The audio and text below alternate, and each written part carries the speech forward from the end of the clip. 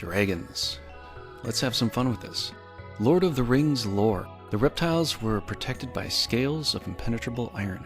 Tooth and nail were like javelin and rapier. The winged dragons swept the land below them with hurricane winds, and the fire drakes breathed scarlet and green flames that licked the earth and destroyed all in their path. Yet the greatest dragon that ever lived was named Ansalagan the Black. Ansalagan was the first of the winged fire dragons to come out of Angbard like mighty storms of wind and fire. Dragon legend comes from the stories like J.R.R. Tolkien. They come from peculiar legends like Beowulf. Even Chinese beliefs in these long, floating creatures can be noted or associated with astrology. Some as large as the sky is big, and some small enough to fit in your pocket. What has it got in its pockets? Let's take a look at different understandings of dragons that have been with us since time immemorial. Germanic dragons. Large and terrifying serpents, sometimes described as great worms, or terrible worm. These were known to, on command, spit poison or belch flame. Their love for material wealth, like golden objects, was often a prize to be sought after by many a hero in early sagas. Sigurd and the mighty Thor are just a few who are fated to slaying these mighty beasts, both terrible and feared, but sometimes wise and prophetic, as is the case with the dragon named Fafnir.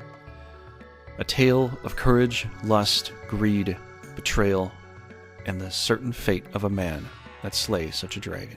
Dragons could on average range from up to 20 meters or 80 feet long. If we take heed from Pliny the Elder, killing them was an essential part of valor. But was it valor or a necessary act of survival? Depending upon your culture, a dragon was seen in either good or ways of evil. Movies and games. Some of the dragons were so massive that they are on an almost planetary scale. This can be seen with Godzilla from the film named, well, Godzilla. Jurassic Park is another flick with maybe a realistic twist on this perception. Bahamut from the ever-loved Final Fantasy series. Even from one of my favorite games, Brigandine, are three different types of dragons who have different elements or axes in relation to each other.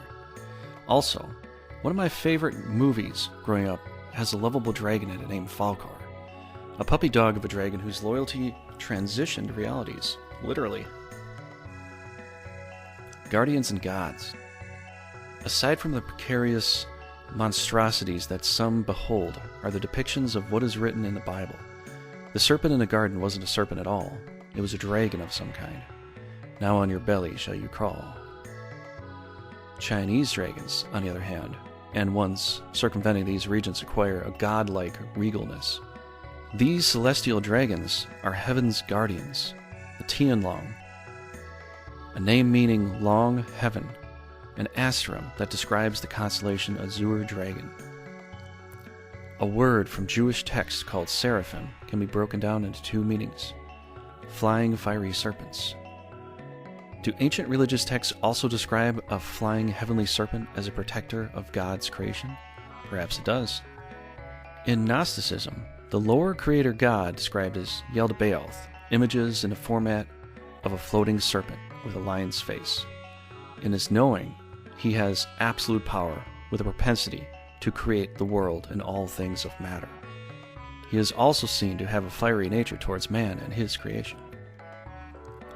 Greek myths also describe a dragon which presided over the Garden of Hesperides, the fabled tree of the golden apples. Heroes. Many ancient tales describe the hero's journey, which battle, death, and glory were some outcomes man was willing to put himself through to overcome the dragon. Pendragon, an ancient bloodline, which in root form can mean a few different things. The number 5 or head and dragon are associated within the context. These knights who traveled with King Arthur and bled for him have shown their veracity and fortitude towards becoming this type of knight. The various knightly values of Arthur Pendragon and the stories of Guinevere, Melagant, and Dinadan built the legends we hold in our hands today. Masterful people who cultivate their own family line are not in short supply.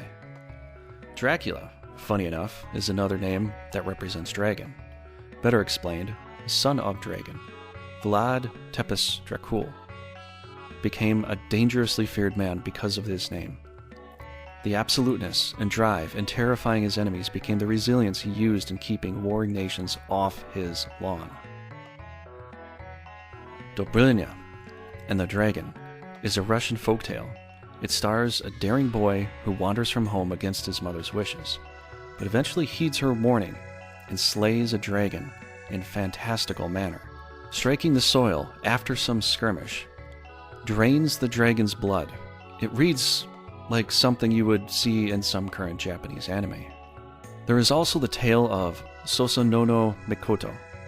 In this legend, a monstrous dragon with 8 tails gobbles up 7 sisters, the 8th of which fears for her life, so as not to become the beast's next meal. Sosonono, a kami of tempests and water, steps in to rescue the girls by tempting the dragon to slake its thirst with jugs of wine. Tinkering with a series of traps, Sosonono kills and chops up the insatiable dragon. The Wani, Japanese dragons who aren't typically heroes but creatures that shapeshift into humans and are considered dangerous, cunning, and deadly. Being reminded of Beowulf leaves you with the understanding that the hero does not always have a happy ending. Conclusion. A large part of dragons were said to be water-born and would take shelter in caves or treasured keeps. They would either trap humans some way for food or outright be provoked to do battle. These guardians or deviant creatures were written by the teller's perspectives. Jason in A Tale of the Golden Fleece is another good example, when he fights a dragon at the Garden of Hesperides. An afterthought on understanding of names and family ties to such entities leaves a person with a mode of caution. Fear, respected, worshipped, the size or even the shape, it doesn't matter. If I can wrestle an idiom from old, what counts is not the size of the dragon in a fight, but the size of the fight in the dragon. Even if you are a thorny devil in the wilds of Australia, or the carcass of a massive dragon skirting the edge of Africa, either or flares up a sense of wonder. Thank you so much for watching. I hope you enjoyed. If you do, hit one of the buttons down below. Help the channel grow.